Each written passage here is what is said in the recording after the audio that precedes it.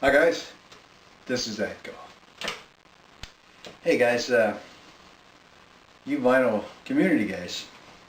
You know, I've had a few different videos, some about some of my old albums, and I talk a lot about tape and stuff. And I've had quite a few comments come back about telling me that, since I had gotten rid of most of my albums over the last 20-25 years, then and I've gone back to cassettes and tape and CDs, MP3, and I've people have commented like that uh, that I don't like the old formats anymore. That to me it's the CDs, the MP3s is what you should buy. It's the best stuff. So people have thought that that's what I look at today. And so I get these comments that, why would you do that? No, the vinyl's so much better, blah, blah, blah.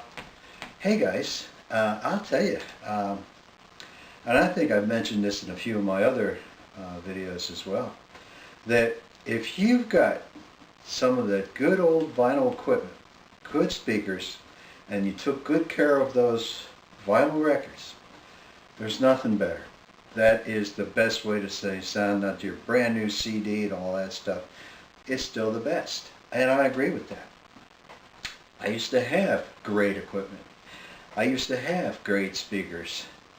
I had a lot of records. Problem with me though is that I didn't take good care of them while I was growing up. And a lot of the expensive equipment that I had too, things change. You get a family involved, you've got space issues now in your house with family, and a lot of this time just I couldn't keep that stuff anymore. CDs was a big replace for me. And not only that, what I've really enjoyed with CDs is that I can get a lot of those vinyl records that I didn't take good care of, that I can get them now on a CD. And the good thing about that digital CD, it's never going to change. I mean, it's going to sound as good as the first time you play it, unless you ever break the CD or something like that. There's no scratches. They're great. So I've got smaller equipment now, and I enjoy it. I've probably got now well over 300 CDs, and 2/3 of those CDs are actually redone of the vinyl that I had, because that's the music I grew up. I like that late 60s and 70s music was most of my music, and then of course I listen to it even more currently, but as I get older, I like that older music. So I wanted to show you guys, just to show you just 10 of my favorite CDs that I have now. Okay, now this is Derek and the Dominoes. This was a group, one of the main artists was Eric Clapton, and this came out, oh geez, probably 68, 69, maybe 70. And but I'll tell you what, this is a fantastic album. I guess it was a 2 CD when it came out, or an album.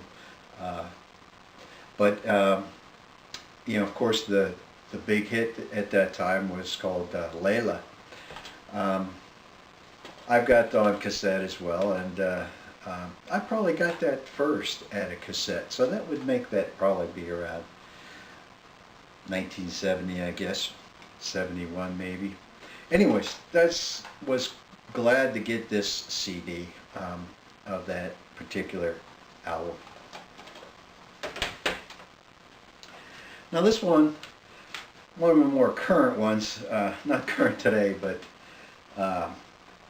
Sheryl Crow. I think this was maybe one of her first, at least, hit album. Came out probably around 1992, 93, something like that. But I'll tell you what, I just love this album of hers. You know, so it's got Run Baby Run, and oh yeah, I Shall Believe. If you ever heard that song, I Shall Believe, kind of a slow song, but it's a little haunting. I love that song.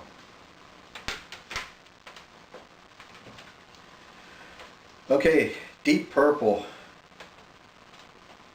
Machine Head. When this thing came out, I was in the service at that time. Oh man, this album is just great. You know, and they've got Smoke on the Water, Lazy, Space Truckin'. That's again one of those albums that was not taken care of very well when I had it on vinyl, and have that now on a CD. That's great. You know, I even picked this up just 6 months ago or so on 8-track, quadraphonic 8-track with this tape. Okay, Yes. Okay, Yes was a really big band in the 70s. Great, great different music. It was they were so creative. They put out quite a few albums, and I got probably just about every one of them.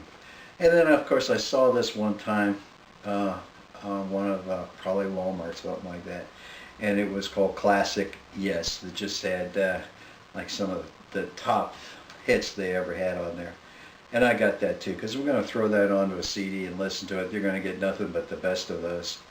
But like Heart of the Sunrise and Long Distance Runaround. I mean, Yes. If you never heard any Yes, Y-E-S, check that out. Okay guys, now everybody knows The Who. And you know, they did their rock opera called Tommy. And of course I like that. I like The Who and all that. Now, instead of using the musician of Who, the music in the background of the whole song was by the London Orchestra. So you had a full music orchestra playing all the instruments of the song. They played the entire song as is, the way it was done by The Who. But instead of just having just their music, we had different people doing the sound of it. So, you know, for like even the who Tommy was, that was Roger Daltrey, you know, from The Who. And then also a lot of the narrator of it was Pete Townshend. The father was Steve Winwood. The mother was Maggie Bell. There was a hawker in there that Richie Havens was on that one. And the Uncle Ernie was Ringo Starr. When Tommy was just a lad, they used Rod Stewart. And the doctor was Richard Harris. So, I mean, I tell you what, if you've never heard of Tommy, you need to hear that to begin with. It's great. But once you hear it, especially since they didn't really change anything other than use a full orchestra in it, and some of these great artists to do the sound of the people and the singing. It's really great. This came out in, I think, '72, and you might want to check that out. Tommy. Okay, another one of my favorite albums, Will-O the Wisp by Leon Russell. I like Leon Russell. His music can be a little odd on, but I like it a lot. And this particular album, it's really good. It's had some great songs. One I remember when it first came out, and probably in the mid '70s, called Lady Blue, and then also Bluebird. A great album. Okay, back in the '90s, Eric Clapton put out an album where everything was, it was called Plugged. So it was no electric guitars. It was all just acoustic. He played a lot of his old songs in there, a lot of old great blues that he plays good blues, and he did Layla as well too. But I like this. It's a nice softening music in some of the songs in there, and it's one of my favorites. Okay, there's another band called Traffic. This was in the '70s again, and I have 3 or 4 albums by Traffic. I love them all, and you know, it had the low spark of High-Heeled Boys and Rainmaker. They weren't necessarily singles that came out, but as far as an album, I really like it. And of course, the Traffic eventually broke up, and Steve Winwood, of course, came out in his single stuff. But I love anything with Traffic. Another, Jackson Browne.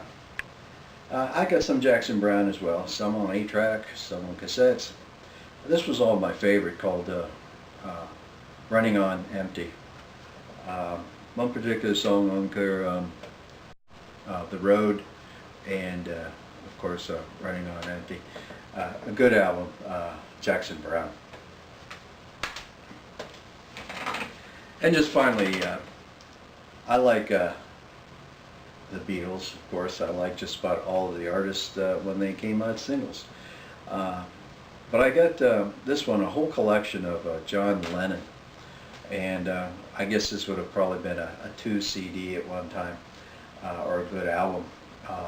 But it's got just about everything that John Lennon had put out.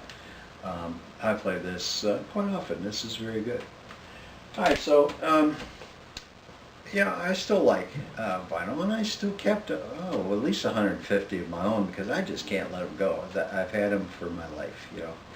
But I don't play them very often. I've got just one old player now that's nothing like I used to have, and so the CDs still give me the opportunity to play music good, and I do like my MP3s. They don't sound as good as MP3s as it does CDs, but you know, everything's got its plus in the vinyl community, and you know, what's great is all those formats are still very popular, and everybody likes them. So you don't have to have one or the other.